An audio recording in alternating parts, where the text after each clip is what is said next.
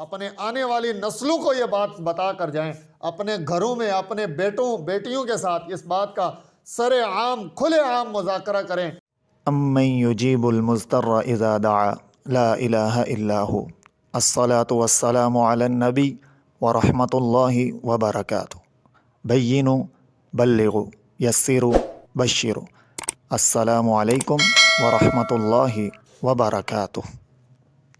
اس رات کے اندر آپ صلی اللہ علیہ وسلم کو یہ انعام بھی عطا ہوا کہ اس امت کا مشرک نہیں بخشا جائے گا، اس کے علاوہ اللہ جس کو چاہیں گے اللہ پاک معاف فرما دیں۔ بڑے سے بڑا گناہ گار ہو، بڑے سے بڑا جو بھی ہو، جیسا کیسا بھی ہو، اللہ رب العزت بڑے سے بڑے گناہ گار کو معاف فرما دیں گے، لیکن اللہ نے فرمایا کہ میں مشرک کی مغفرت نہیں کروں گا۔ تو اپنے آپ کو موحد بنیں، عبادت صرف اللہ تعالیٰ کی، مدد صرف اللہ سے مانگنی ہے۔ پکارنے کے لائق اگر کوئی ذات ہے تو وہ صرف اور صرف اللہ رب العزت کی ذات۔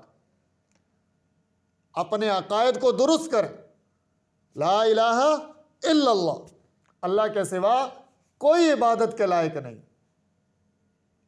وَإِلَٰهُكُمْ إِلَٰهٌ وَاحِدٌ، تمہارا الہ صرف ایک اللہ ہے۔ قرآن پاک میں سب سے زیادہ جس چیز کی تاکید کی گئی ہے وہ عقیدہ توحید ہے۔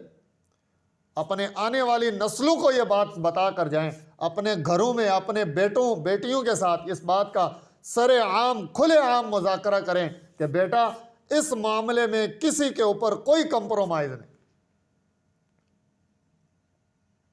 عقیدہ توحید، اللہ ایک ہے، قل هو اللہ احد۔